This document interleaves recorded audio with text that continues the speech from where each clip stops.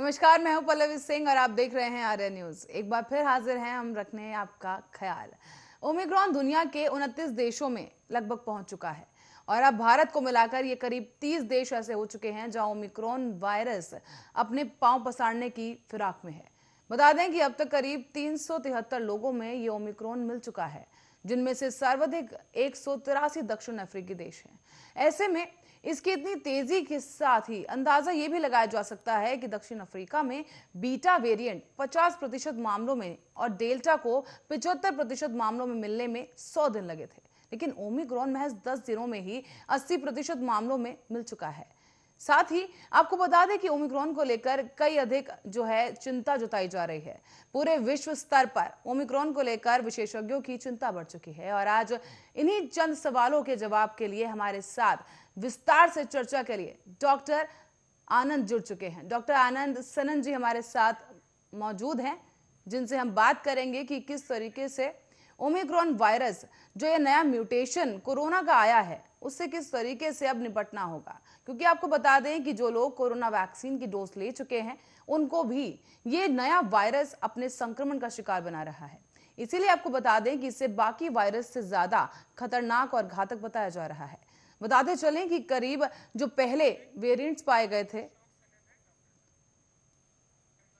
हमारे साथ अब मौजूद हैं डॉक्टर अशोक सनन, जिनसे हम विस्तार से बात करेंगे कि किस तरीके से ओमिक्रॉन वायरस जो है अब ये नया म्यूटेशन जो कोरोना का आया है किस तरीके से इससे बचा जा सकता है।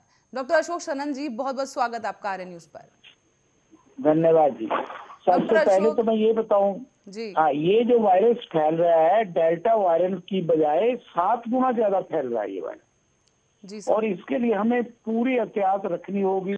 मास्क और दूरी आपस में बना के रखनी है।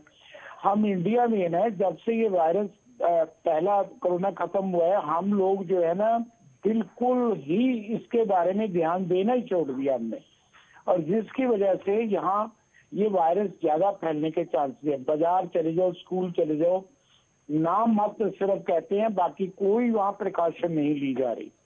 और खास करके बच्चे जिनको अभी तक वायरस टीके ही नहीं लगे और वो स्कूल जाने शुरू हो गए हैं, और बच्चों एक भी बच्चे को हो गया तो सारा बच्चों को फैलेगा और घर आएंगे फिर उनके पेरेंट्स को फैलेगा जी। तो ये बहुत जरूरी है हमारे लिए एहतियात कि हम पूरी प्रिकॉशन लें। इसके बारे में रोक तो सकते ही नहीं, आ रहा है, जितना मर्जी हम कोशिश करें पहुंचेगा जरूर, लेकिन डॉक्टर अशोक, आगे अभी भी उसका भारत ख्याल। में कर्नाटक और बेंगलुरु में जो है ओमिक्रॉन वायरस के जो है संक्रमित मरीज मिले हैं, लेकिन इनमें से एक मरीज ऐसा भी है जो विदेश यात्रा पे गया ही नहीं। तो क्या ये भी माना जा सकता है कि ओमिक्रॉन पहले ही भारत में था लेकिन अब डिटेक्ट हुआ है क्योंकि साउथ अफ्रीका में जो है इसके मामले सामने आए? हाँ जी, मैं अंबाला में हूँ और अंबाला में कल 2 केस पॉजिटिव मिले हैं कोरोना के, जबकि पिछले 3 महीने से कोई कोरोना पॉजिटिव नहीं था। वो भी शादी में गए हैं पंजाब में, वहां से लेके आए कोरोना। ये तो है तो जरूर इंडिया में थोड़ा बहुत सभी को है, लेकिन पता नहीं चल रहा, टेस्ट हो रहा है तो उसमें कोरोना पॉजिटिव आ रहा है। तो कहने का मतलब ये है कि हम ये सोच के चलें कि हर इंसान को कुछ ना कुछ इसके सिम्टम हैं और उन सिम्टम को ही ध्यान में रखते हुए हमें अपनी प्रिकॉशन लेनी पड़ेगी, नहीं तो ये बहुत ही जल्दी फैलेगा और प्रॉब्लम पहले से ज्यादा हो जाएगी। लेकिन एक अच्छी बात यह है कि हम सबको जो वैक्सीनेशन हो चुकी है उस वैक्सीनेशन से फर्क तो पड़ेगा, लेकिन फिर भी वैक्सीनेशन वालों को भी ये पॉजिटिव आ रहा है, तो ध्यान तो पूरा रखना पड़ेगा हमें। गवर्नमेंट अपनी तरफ से पूरी तैयारी कर रही है और अकेली गवर्नमेंट का ही नहीं ध्यान रखना काम, ये हमारा अपना भी काम ध्यान है। हम अपने बच्चों का ध्यान रखें, हाथ वैसे ही धोएं, दूरी बना के रखें, मास्क पहने, बाजार की कोई चीज महंगी ढकी ना हो वो लेनी नहीं हमने बाजार में। लेकिन डॉक्टर अशोक सनन, जो वायरस है कोरोना काल जो पूरा हमने देखा है अभी तक, टेस्टिंग और ट्रेसिंग काफी अहम जो है स्टेप रहा है उसमें, लेकिन क्योंकि इसमें भी समस्या आ रही है, जो ये नागरिक पाए गए हैं जो जिनमें ओमिक्रॉन के सिम्टम्स पाए गए हैं वो भी बिना किसी टेस्ट के ही अपने घर वापस लौट आए, ऐसे भी मामले सामने आए हैं क्योंकि इसमें समय लगता है। तो ऐसे में जो विदेशी यात्री भारत लौट रहे हैं उनमें ओमिक्रॉन टेस्टिंग को लेकर आपकी क्या राय है सर? टेस्टिंग तो देखो जरूरी है, जो आता है बाहर से आता है वो अपना टेस्ट करवा के आए वहां से, जब भी कोई भी फॉरेन से आ रहा है टेस्ट पे आए, क्योंकि इंडिया गवर्नमेंट तो करना ही करना है। अगर बाहर से नेगेटिव रिपोर्ट है तो हमें आसानी हो जाती है उसको देखने में, तो एक ध्यान हो जाता है कि इसको नेगेटिव है। लेकिन उसके बावजूद भी अगर वो उसको वो नेगेटिव है, लेकिन आया तो बाहर से ही है ना, बैठ के ही आया उसमें एयरप्लेन में, तो वहां से नेगेटिव हो गया यहाँ के पॉजिटिव हो जाता है। तो ये जो है ना बहुत ही ध्यान से करना पड़ेगा, नहीं तो ये फैलेगा। क्योंकि उसने विदेश से जो आया उसने अपने घर भी जाना है, बच्चों से मिलना है, रिश्तेदारों से मिलना है। पहले भी जब डेल्टा वेरिएंट हुआ था, स्टार्टिंग में कोरोना आया था, तो ऐसे ही हुआ था। एक केस, सारे केस पार्टी में जाने के उसके जाने से तो कितने केसेस हो गए थे। तो ये डॉक्टर हमें ध्यान अशोक, तो रखना ही भारत पड़ेगा। जैसे कि काफी ज्यादा संख्या के जो लोग हैं यहाँ पर मौजूद हैं, पॉपुलेशन वाइज अगर देखा जाए तो भारत बहुत बड़ा देश है। ऐसे में अब ओमिक्रॉन क्योंकि पहले से भी ज्यादा घातक बताया जा रहा है, तो ऐसे में किस तरीके से इस संक्रमण को टैकल करना होगा अगर बात टेस्टिंग और ट्रेसिंग की रहे? सर मैं कह रहा हूँ ना, एक तो दूरी बनाए के रखनी है, और जो आता है अगर को हमारा रिश्तेदार भी आ जाता है, बाहर से आता है या कहीं से भी आता है, अगर उसको कोई साइन सिम्टम है खांसी जुकाम के, तो हमारा फर्ज बनता है कि उसको टेस्ट करवाए, क्योंकि इसी से ही चलना है। इसमें खांसी जुकाम बुखार लक्षण तो इसके वही हैं, और बाद में फैल जाता है फिर। अभी जो आ रहा है, अभी भी जो 2 केस आए उनको सिर्फ खांसी जुकाम ही है, टेस्ट करवाया तो उसमें पॉजिटिव आ गए, बाकी कुछ नहीं था। तो यही चीज, वही लक्षण वही है, लेकिन ध्यान करना पड़ेगा हमें। बगैर उसके कुछ नहीं होगा। कहीं चले जाओ, बाजारों के अंदर खचाखच भीड़ है, और सब जगह ये बस स्टैंड, रेलवे स्टेशन, सब जगह भीड़ है। तो भीड़ से इसने फैलना है, और ये तो हवा से वायरस चलेगा। ये तो जो ओरिएंट है ये कहते हैं कि हवा से चल रहा है, जहाँ जहाँ हवा है, खड़े हैं 5-10 बंदे लोग खड़े हैं, तो वहीं से वहीं चलेगा। तो इसका तो ध्यान खुद ही करना पड़ेगा। गवर्नमेंट ने तो करनी करना अपना जरूरत है, लेकिन पब्लिक का, हमारा खुद का फर्ज बन जाता है कि हम उसका ध्यान करें और प्रिकॉशंस लें। तो ऐसी कोई बात घबराने की बात नहीं है, होता है, प्रिकॉशन तो लेनी पड़ेगी। डॉक्टर अशोक, कई सारे म्यूटेंट्स जो हैं कोरोना के अभी तक आ चुके हैं। डेल्टा आ चुका है, डेल्टा प्लस आ चुका है, और भी कई समस्याएं लोगों में आई थी। ब्लैक फंगस होना शुरू हो गया था, उसके भी कई रूप जो है हमने देखे हैं, और अब ओमिक्रॉन एक नया वेरिएंट आया है। तो इसके बाद क्या लगता है, और क्या कुछ समस्याएं लोगों में आ सकती हैं? क्योंकि जिस तरीके से शोध जो हम देख पा रहे हैं अभी तक, कि बताया जा रहा है कि मानव कोशिकाओं से चिपकने में मदद करने वाला स्पाइक प्रोटीन इस वेरिएंट में ज्यादा शक्तिशाली तरीके से जो है मौजूद है। हाँ जी, जो पहले जो जैसे फंगस की बात कर रहे हो, दूसरे की बात कर रहे हो, मैं टू बी फ्रैंक कहूँ, कोई भी पेशेंट जाता था हॉस्पिटल के अंदर, डॉक्टर्स इलाज कम करते थे, 4th क्लास और दूसरे इलाज करते थे, वो अपने आप ही स्टेरॉइड और मेडिसिन दिए जा रहे थे। डॉक्टर के पास इतना टाइम नहीं था पेशेंट को अटेंड करने के लिए, और उनकी क्वांटिटी भी ज्यादा थी, इतनी ज्यादा थी कि पेशेंट को साइड इफेक्ट्स हो गए। ये हमारी गलती भी है ना। 4th क्लास हॉस्पिटल में करते रहे ट्रीटमेंट इसका, कोरोना का, और जगह नहीं थी, ऑक्सीजन नहीं थी, गंदगी में पड़े हुए हैं, इतने बेड्स नहीं थे, और तब से ये बीमारी ज्यादा फैली।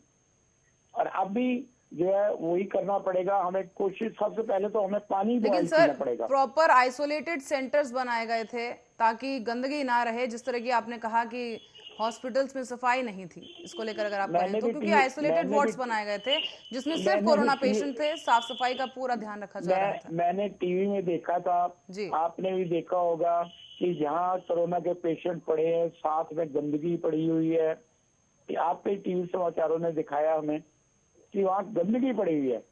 पर सिर्फ ये कह देना कि सिर्फ गंदगी की वजह से वो वायरस फैला सर, क्योंकि कई पॉश हॉस्पिटल्स भी थे जहां पर ब्लैक फंगस के मरीज सामने आए थे। वो स्टेरॉइड ज्यादा चले गए, स्टेरॉइड का साइड इफेक्ट था जी।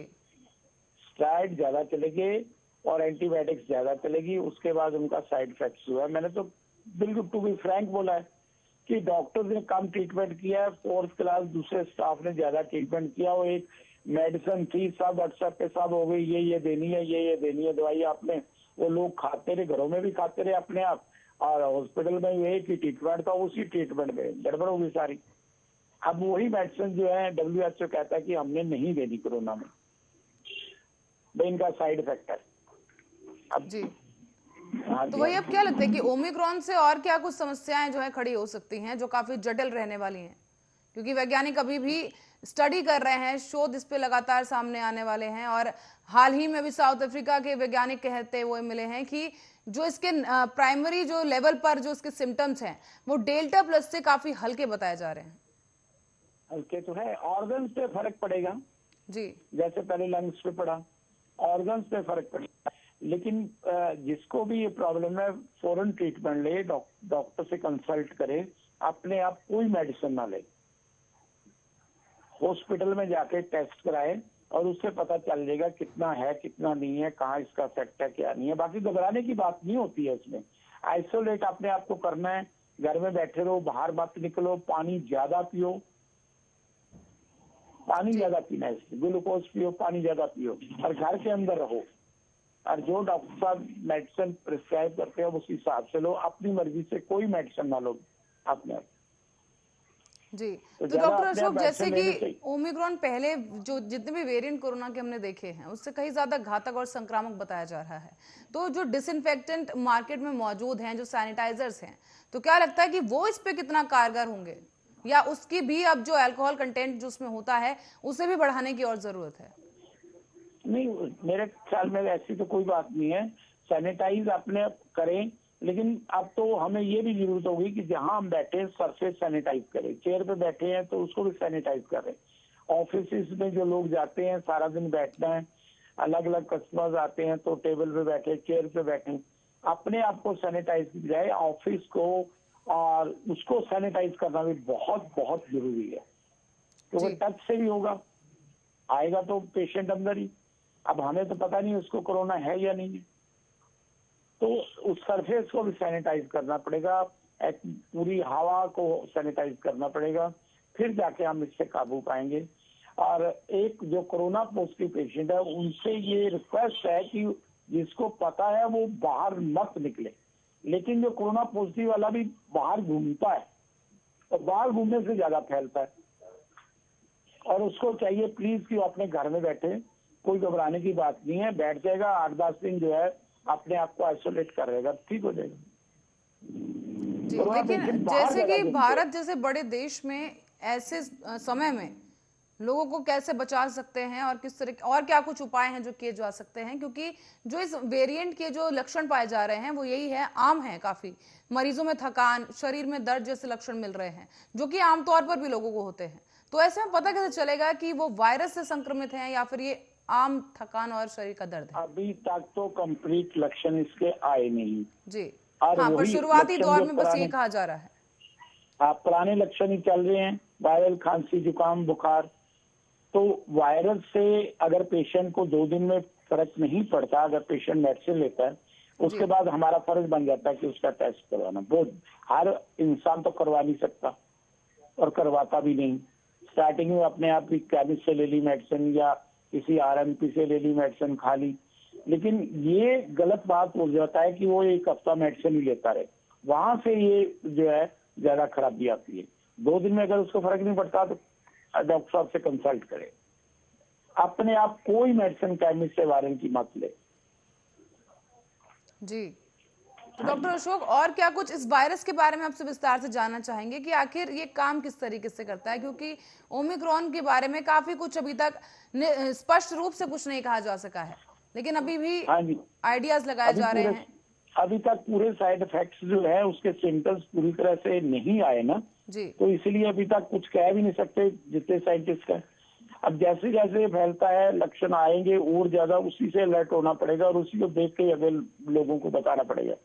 लेकिन बात वही आ जाती है कि अपना मास्क पहनो, दूरी बनाओ, सैनिटाइज करो अपने हाथों को, और भीड़ वाले इलाकों में मत जाओ, और अपने आप को जितना हो सके तो आउटर से बाहर बचा लो। जी, क्योंकि डॉक्टर अशोक, जो ये आपसे भी एक सवाल है कि जो लोग वैक्सीन के दोनों डोज लगवा चुके हैं, ओमिक्रॉन वायरस उन्हें भी संक्रामक कर रहा है, उन्हें भी अपने ऐसे चपेट में ले रहा है। लेकिन यह है कि उसमें असर कम है, जैसा जो दक्षिण अफ्रीकी देशों में आया सुनने में कि उनमें हांगकांग में हुआ एक पेशेंट था, उसको दोनों वैक्सीनेशन लगी है तो ओमिक्रॉन पॉजिटिव है।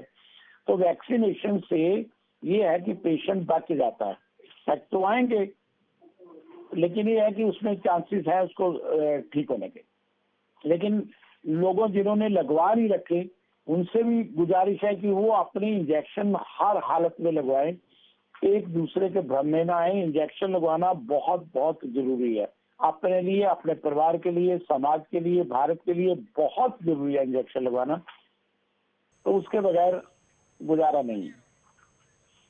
जी, तो डॉक्टर अशोक, जिस तरीके से वैक्सीन को एक काफी बड़ा और अहम हथियार माना जा रहा था कोरोना के खिलाफ, लेकिन अब एक नया म्यूटेशन आ गया है, और भी क्या कुछ ऐसे म्यूटेशंस आ सकते हैं? बिल्कुल आ सकते हैं, ये तो वेरियस है, अपना चेंजेस हो रहे हैं। अब आगे देखो, खुदा ना करे, हम तो चाहते हैं कि ना हो, लेकिन कर कुछ नहीं सकता कोई भी। फॉरेन से ज्यादा आ रहा है। पहले डेल्टा वेरिएंट इंडिया में पहले आया, तो क्योंकि वो जो है ना ढील दे देते हैं हम आने जाने में, फॉरेन से या इधर उधर जो आते हैं बार हम ढील दे देते हैं, तो ढील देने की वजह से ये सारा होता है। ये तो पक्का करना ही पड़ेगा। दिल्ली में स्कूल बंद हो गए हैं, बहुत अच्छी बात हो गई है क्योंकि दिल्ली से फैलता है ये ज्यादा, बहुत अच्छी बात है। बाकी जगह भी स्कूल बंद होने चाहिए, तो नहीं तो फिर वही फैलेगा। जी, और क्या कुछ फिर उपाय किए जाने चाहिए ताकि इस संक्रमण को फैलने से रोका जा सके? क्योंकि खास तौर पर जैसे कि हम बात कर रहे थे कि एयरपोर्ट पर टेस्टिंग तो होती है, लेकिन उसका रिपोर्ट जो आती है उसको आने में समय लग जाता है। ऐसे में एयरपोर्ट पर भीड़ भी इकट्ठा हो जाती है। तो ऐसे में, इन परिस्थितियों में कैसे टेस्टिंग की जाए और लोगों को संक्रमण फैलने से कैसे रोका जा सके? अब जब भीड़ इकट्ठी होती है, जो बाहर से आते हैं, एक सारे इकट्ठे होते हैं, जिसको नहीं होता डेल्टा ये ओमिक्रॉन, उसको भी हो जाएगा। तो वही है कि दूरी बना कर रखे उनसे, अलग अलग जो है। ये तो गवर्नमेंट का काम है ना, सारे इकट्ठे होंगे तो फैल जाएगा, हवा से फैल रहा है ना ये। तो रिपोर्ट कोशिश करेंगे रिपोर्ट जल्दी आए, लेकिन वो जल्दी आ नहीं सकती। अब जो बाहर से आया उसके लिए बड़ी दिक्कत है, उसको वहां से करवा के चलना चाहिए पॉजिटिव नेगेटिव। जी, पर जिस तरीके से अब वैक्सीन की अगर बात की जाए तो बाहर जिन लोगों को जाना है या जिनका काम है या जो विदेशी नागरिक भारत में रह रहे थे, उन्हें अपने वतन वापस लौटना है, लेकिन इस वायरस की वजह से वो भी यहाँ पर फंसे हुए हैं। तो ऐसे में मैं आपसे जानना चाहूंगी कि किस तरीके से इस वायरस से बचा जाए और किस तरीके से वो अपने घर वापस लौट सकेंगे? देखिए, मैं स्पष्ट सी बात करता हूँ, जहां मैं रहता हूँ यहाँ भी, आगे भी, पीछे जो रिपोर्ट्स आ रही हैं वो जो है डुप्लीकेट रिपोर्ट्स है, नेगेटिव दे देते, सब जगह चल रहा है। पेपर में पढ़ रहे हैं, हम देखते हैं, नेगेटिव रिपोर्ट है, चाहे उसको पॉजिटिव है चाहे नहीं है, लेकिन नेगेटिव रिपोर्ट लेके अच्छी लेबोरेटरी जो है नेगेटिव रिपोर्ट दे रही है, वो वहां पहुंच रहे हैं। और वहां जाते हैं, जब एयरप्लेन से उतरते हैं तो वहां और टेस्ट होता है तो पॉजिटिव आ जाता है। कई हुए हैं, चांसेस हुए हैं। तो ये तो गवर्नमेंट को ये करना चाहिए कि ये जो है ना, इसका बड़ा सख्त एक्शन ले, ताकि हमें सही रिपोर्ट मिले, सही उसका ट्रीटमेंट हो और सही हमारा बचाव हो सके। आजकल ये नेगेटिव पॉजिटिव वाला बहुत चल रहा है, गोरखधंधा। जिसमें जाना होता है 1 मिनट रिपोर्ट लेके अपना 1 घंटे में लेके चलता बनता हो। तो इसके लिए मैं तो गवर्नमेंट को कहूंगा कि वो इसका पूरा, हर जगह तो टेस्ट नहीं होता, अच्छी लेबोरेटरी में टेस्ट करवाए और जिसकी मान्यता हो, और इसके खिलाफ एक सख्त कानून है, क्योंकि आने वाले टाइम में भी इसमें होना ही है। जी, एक सख्ती का कानून बने ताकि सही रिपोर्ट। तो क्या डॉक्टर अशोक एक और इशारा है, एक और लॉकडाउन देखने को मिलेगा इस देश को? क्योंकि जिस तरीके से इस संक्रमण की जो घातकता की बात की जाए तो काफी घातक है। लगाना, बिल्कुल, अगर बढ़ता है तो लगाना पड़ेगा, ताकि पहले ही इसका इंतजाम हो जाए। लॉकडाउन के बिना तो फिर बात नहीं है। जी, और जिस तरह से WHO ने जो वैक्सीन है कोविशील्ड को पहले प्रमाणित किया था ताकि जो लोग कोविशील्ड ले चुके हैं वो भारत से विदेश यात्रा कर सकते हैं, लेकिन अब ओमिक्रॉन जो है वैक्सीन लगाए हुए लोगों को भी संक्रमित कर रहा है। तो ऐसे में बाहर जाने का जो क्राइटेरिया सेट किया था उसको लेकर आपको क्या लगता है कि अब अगला जो कदम है वो क्या होगा? देखिए, जिनको तो जरूरी है जाना वो जाएं।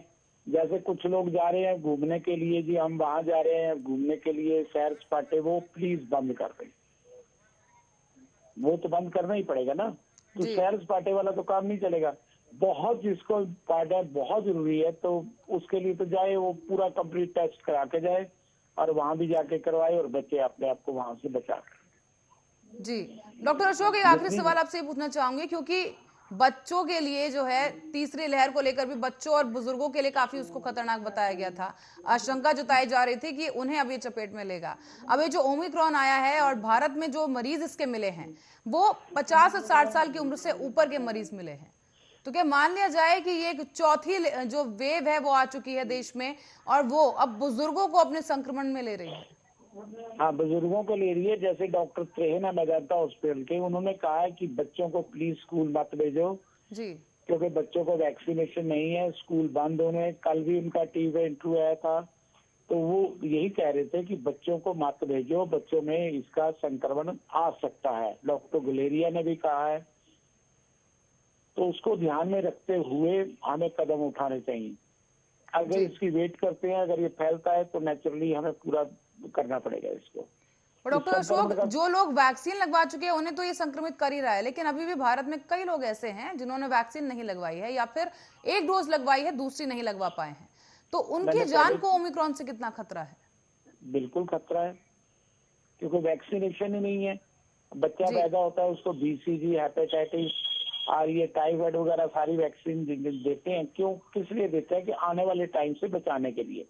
लेकिन कईयों को हो भी जाता है, लेकिन हो जाता है वो सेफ रहते हैं। जी हालांकि बचपन उसको होता नहीं है कुछ भी, हम अपने प्रिकॉशन लगाते हैं टाइम से उस बीमारियों से बचने के लिए। तो वैक्सीनेशन अब आ चुकी है तो सबका फर्ज बनता है कि वैक्सीनेशन की दोनों डोज लगवाएं। जी। डॉक्टर अशोक, बहुत बहुत धन्यवाद आपका हमारे साथ जुड़ने के लिए और इतनी अहम जानकारी हम तक देने के लिए, हमारे दर्शकों को इतनी अहम बातें समझाने के लिए। तो हम आपको एक बार फिर से बता दें कि भारत में ओमिक्रॉन वायरस जो है दस्तक दे चुका है, जो कि डेल्टा प्लस से भी ज्यादा घातक और खतरनाक बताया जा रहा है। ऐसे में अपनी सुरक्षा आपके अपने हाथों में सबसे ज्यादा होती है और ये काफी अहम हो जाता है इन परिस्थितियों में कि घर पर रहें, सावधान रहें और सुरक्षित रहें। फिलहाल के लिए ख्याल आपका में इतना ही। देश और दुनिया की तमाम खबरों के लिए बने रहे हमारे साथ, देखते रहे आर्य न्यूज।